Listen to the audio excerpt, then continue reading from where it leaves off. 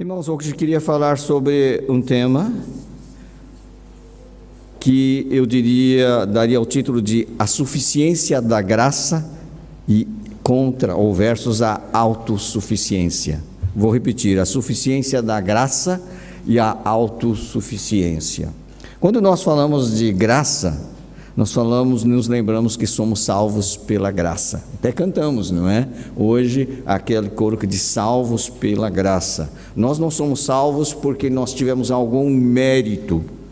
Como escreveu Paulo, pelas obras da lei ninguém será justificado. Nós somos justificados porque Jesus, o justo, morreu por nós, os injustos. Ele nos declarou justos, né? A graça justifica, não é? Sem mérito de quem é justificado.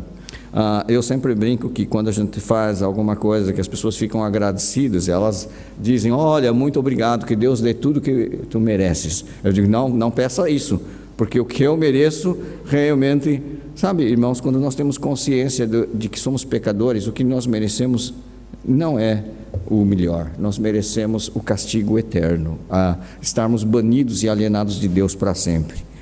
Mas a graça é exatamente isso, não é? Dá-nos o que nós não merecemos. O salário do pecado é a morte. E se nós formos honestos, não é? Nós podemos até nos comparar com aquele criminoso que foi condenado a dezenas de anos de prisão porque cometeu crimes hediondos e coisas assim. A gente até pode dizer assim: eu sou muito bom. Mas se você olhar para a santidade de Jesus, você vai ver que você é um pecador. Foi o que Pedro sentiu depois da pesca maravilhosa, quando ele chegou e disse: retira-te de mim, Senhor, porque eu sou um homem pecador. Quando nós pensamos e somos conscientes da santidade e da justiça de Deus, nós não podemos achar que somos tão bons assim, não é? Muito pelo contrário, não é?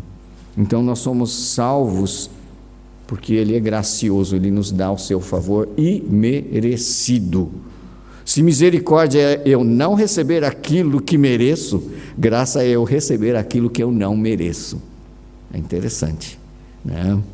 Graça é isso, nós não merecemos, mas a graça está lá, não é? Gostamos de falar de graça salvadora. Nós sabemos que todos desfrutam da graça comum de Deus, não é? Porque mesmo que as pessoas não sejam crentes, cristãs, nós podemos ver a graça de Deus presente em atos de generosidade, de justiça e coisas assim, não é?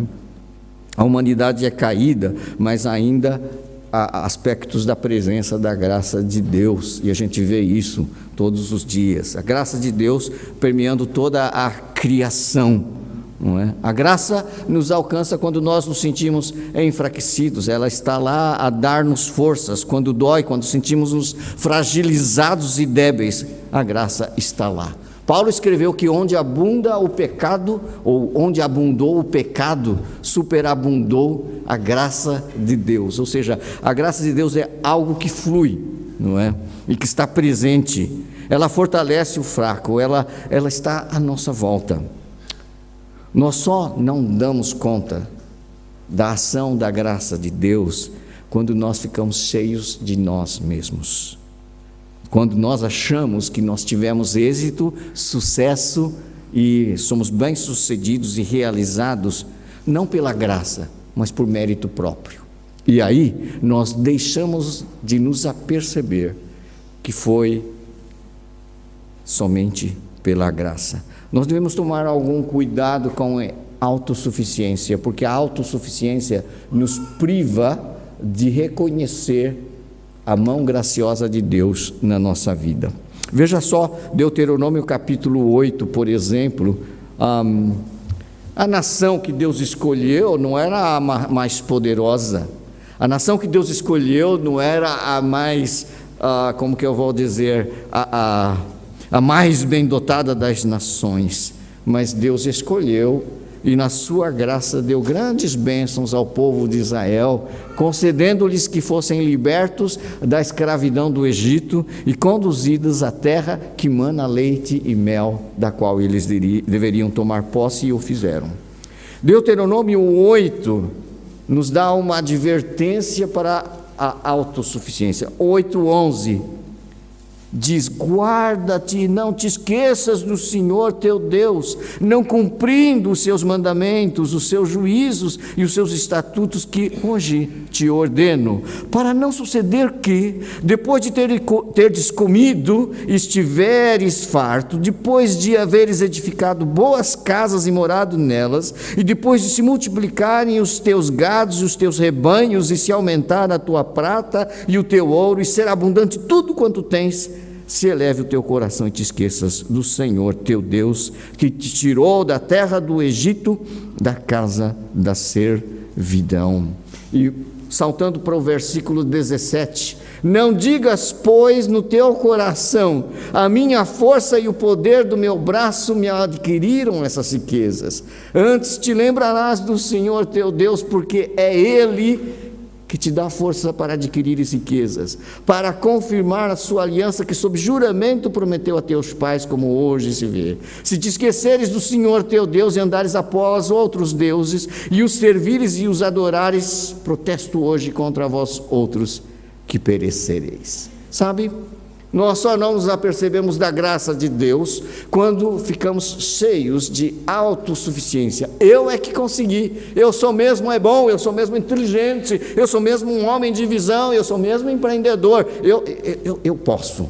Sabe, quando nós nos enchemos de nós mesmos, deixamos de nos aperceber que tudo o que somos e que temos, todas as conquistas que nós dissemos que nós conseguimos, não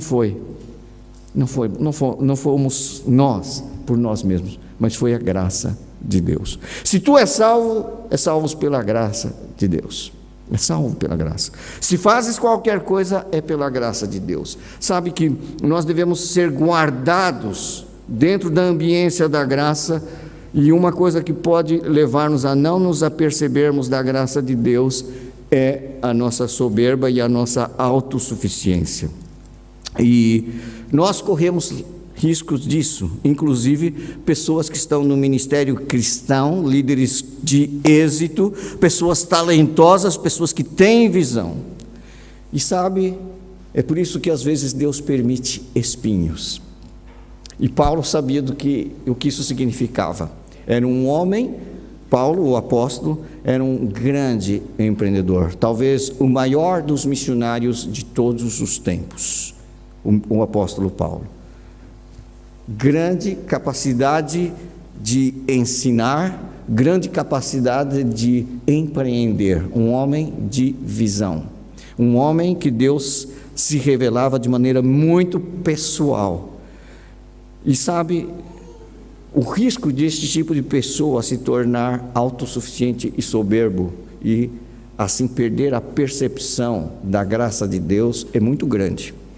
Mas acontece uma coisa, ele teve uma experiência que ele descreve lá em Coríntios, capítulo 12, segunda carta de Paulo aos Coríntios 12, 7. É interessante este texto, porque fala da dimensão da graça de Deus, que não é só salvadora, que não é só graça comum, mas é uma graça que está presente em momentos que realmente parece que são momentos de crise. É isso. Versículo 7, capítulo 12 de 2 de Coríntios: e para que não me ensoberbecesse ou ficasse cheio de mim, orgulhoso, com a grandeza das revelações, foi-me posto um espinho na carne, mensageiro de Satanás, para me esbofetear, a fim de que não me exalte. Por causa disso, 3 vezes pedi ao Senhor que o afastasse de mim. Então ele me disse: a minha graça te basta, porque o poder se aperfeiçoa na fraqueza. De boa vontade, pois, mais me gloriarei nas fraquezas, para que sobre mim repouse o poder de Cristo, pelo que sinto prazer nas fraquezas, nas injúrias, nas necessidades, nas perseguições, nas angústias, por amor de Cristo, porque quando sou fraco, então é que sou forte. Difícil entender isso, não é, irmãos? Realmente nós gostamos mais de falar de prosperidade, êxito, sucesso, saúde, dinheiro. Nós gostamos de falar disso, é o que todas essas pessoas valorizam. E quando nós conseguimos essas coisas, nós nos esquecemos muitas vezes que isto é fruto da graça de Deus. Podemos nos tornar pessoas soberbas. E sabe, Deus nos ama tanto que Ele permite que apareçam espinhos. Mesmo que seja um mensageiro de Satanás, que Ele disse aqui. E Ele permite que esses espinhos continuem a incomodar-nos. O que era esse espinho na carne para Paulo? Eu não sei. Algumas pessoas deduzem que seja o grave problema de vista que ele tinha. Ele tinha um grave problema de vista. E isso fica claro lá em Gálatas, se você quiser dar uma olhadinha, Gálatas 4, é o livro que logo aparece em seguida. Gálatas 4 revela-nos essa enfermidade do apóstolo Paulo. 4,13, quando ele escreveu aos Gálatas, ele conta como é que foi o encontro dele com os Gálatas. E vós sabeis, Gálatas 4,13, e vós sabeis que vos preguei o evangelho a primeira vez por causa de uma enfermidade física. E posto que a minha enfermidade na carne vos foi uma tentação, contudo não me revelastes desprezo nem desgosto, antes me recebestes como anjo de Deus, como o próprio Cristo Jesus, não é? Sabe, foi por causa de uma enfermidade. Que é feito, pois, da vossa exultação, pois vos dou testemunho de que, se possível fora, versículo 15, teríeis arrancado os próprios olhos para nos dar. O sofrimento do apóstolo Paulo era tão grande que os Gálatas ficaram tão penalizados que eles diziam: olha, se a gente pudesse ocupar o seu lugar nesse sofrimento. Não sei se esse era o espinho na carne de Paulo, mas ele diz que foi por causa desta enfermidade que ele pregou o evangelho aos Gálatas. Foi em fraqueza, foi com dificuldade, foi com dor. E às vezes a gente não compreende porque que Deus permite os espinhos. Eu li, agora não me ocorre qual o autor dessa reflexão. Se o sofrimento nos ensina, trata de nós, na verdade deveríamos considerar isso como bênção. Paulo tinha esse espinho na carne e era dolorido, sabe, ele sentia. Agora eu fico imaginando, não é que espinhos, eles magoam, eles provocam dor, eles não permitem movimentos bruscos, pois podem deslocar-se e causar mais ainda sofrimentos. Já imaginou o que é isso? O espinho na carne pode ser algo físico, pode ser algo emocional, que às vezes dói muito mais, mas acontece. O espinho na carne podem ser relacionamentos difíceis. O espinho na carne pode ser desafios com debilidades que nós temos ao lidar conosco mesmo, com o nosso feitio, com as nossas debilidades. Pode ser uma coisa, qualquer coisa, mas cada um sabe qual é o espinho que incomoda. E por isso nós devemos orar, e Paulo orou, e ele orou 3 vezes e pediu: tira-me isto, afasta-me isso. Muitas vezes nós queremos o livramento de certas coisas que nós não nos apercebemos, mas estas coisas nos livram de coisas ainda piores. Explicando, Paulo queria ficar livre do espinho na carne, mas era o espinho na carne que o livrava da sua própria possibilidade de se tornar uma pessoa soberba. Foi por isso que Deus permitiu, para que não me ensoberbecesse pelas grandezas da revelação. Se você ver lá no início, é isso. Às vezes Deus permite, porque Ele sabe o perigo que tu e eu corremos, de nos tornarmos autossuficientes e nos esquecermos da suficiência da graça de Deus para todos os aspectos da nossa vida, especialmente para aqueles mais complicados, mais sofridos e mais doloridos. Sabe que no meio dessa debilidade Deus pode fazer grandes coisas, não por causa da nossa capacidade, mas pela sua graça e seu poder que atua apesar da nossa fragilidade, debilidade e fraqueza. Quero lembrar-lhes de um episódio em Marcos 16, de 23 a 25, que você poderá ler na sua Bíblia, quando Paulo pregou lá em Filipos e libertou uma escrava, os seus senhores que tinham um grande lucro com aquela escrava, sabe que eles denunciaram Paulo, Paulo foi preso, ele e Silas foram açoitados, colocados no cárcere, com aquelas feridas e dores terríveis, sabe o que eles faziam na prisão? Cantavam.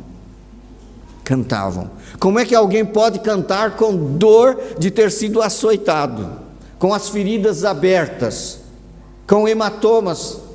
Como é que alguém pode cantar se sentindo humilhado publicamente? Como é que alguém pode cantar sentindo-se injustiçado?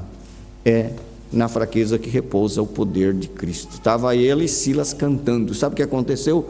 Um terremoto, e as cadeias se romperam. Foi aí que se converteu o carcereiro e toda a sua casa. Lembram-se disso? Foi aí que Paulo escreveu, disse aquilo: crê no Senhor Jesus e serás salvo, tu e a tua casa. Foi em fraqueza, foi com dor, mas alguém que experimentou a graça de Deus no meio da sua debilidade.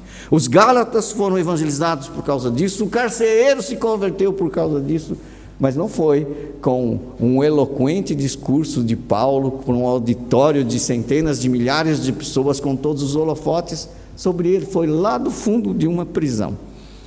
Sabe, meus irmãos, eu não sei o que vocês estão a passar. Tu podes estar sentindo dor e tristeza, mas lembre-se, por que Deus permite isto?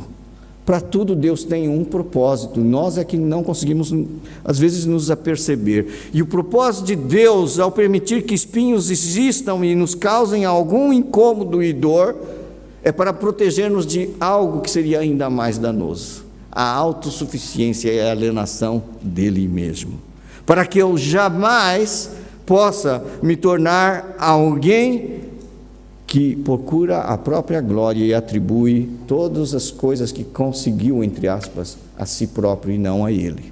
Nós precisamos ser guardados disso, porque quando nós nos tornamos soberbos, nós mais nos aproximamos do diabo do que de Deus.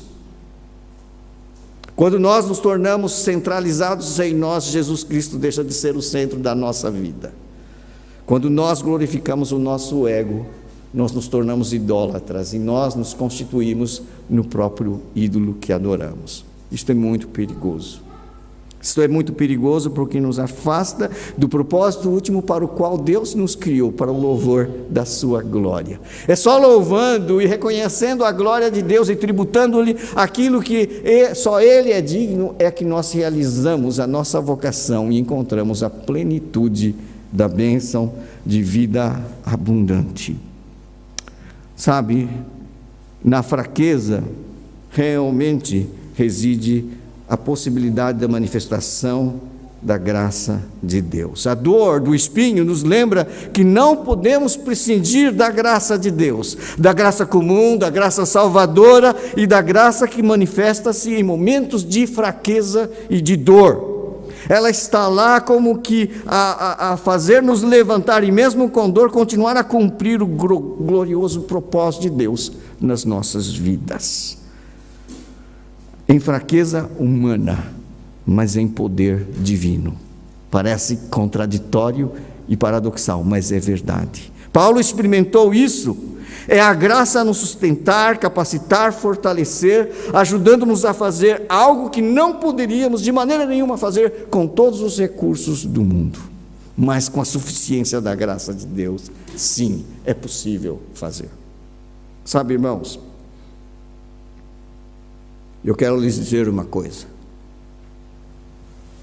Eu consigo vir e pregar-vos a palavra de Deus, porque já se tornou algo que eu faço há muito tempo. E as pessoas até podem dizer, pastor, sabe, eu poderia dizer que são muitos anos a virar frangos, mas não é não. Não é. Sabe que eu sempre peço que a graça de Deus me assista, porque sem ela eu posso fazer um belo discurso com todas as regras da homilética obedecidas e com todos os recursos da retórica e ainda ser totalmente vazio e não trazer nenhum efeito na sua vida e nem na minha. Sabe por quê? O ministério cristão só pode ser feito pela graça de Jesus. Lembre-se sempre disso, por mais que você seja talentoso, por mais que você seja dom, e porque se é dom, é Deus que deu, não tens de que se gloriar nisso, dar glória a Ele. Sabe, nós não conseguimos fazer nada. Jesus já tinha declarado em João 15: sem mim nada podeis fazer. Paulo era um homem capacitado. Paulo era um grande escritor. Paulo era um grande mestre, grande empreendedor. Ele orava, as pessoas eram curadas. Paulo era alguém que Deus manifestava, mas sabe, em fraqueza. Era humano como eu, como tu és. Tinha debilidades, tinha sentimentos que às vezes realmente de dor, de tristeza, sofria decepções, sofria traições e um monte de outras coisas. Tinha um pesar imenso pelas igrejas que ele plantou, mas sabe, ele era sustentado pela graça de Deus, assim como tu e eu. Se és cristão, és pela graça de Deus. Se és salvo, é pela graça de Deus. Se desfruta da bondade da criação, é pela graça de Deus. E se está aqui hoje de pé, é pela graça de Deus. Se está aqui hoje, mesmo que esteja doente ou em tratamento ou com algum familiar a sofrer, é pela graça de Deus.